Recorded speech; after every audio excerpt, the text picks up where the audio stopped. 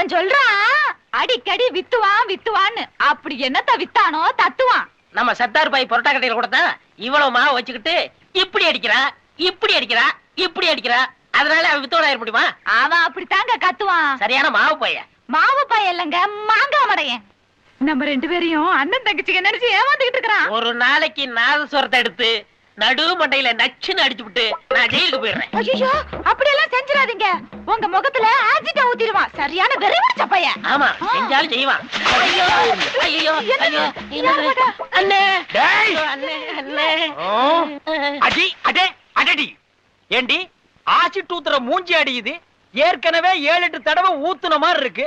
இந்த மூஞ்சியில இன்னும் நான் எத்தனை தடவை ஆசிட் ஊத்துறது? ஆசிட்டுக்கு உண்டான மரியாதையை கெடுத்துட்டியேடி.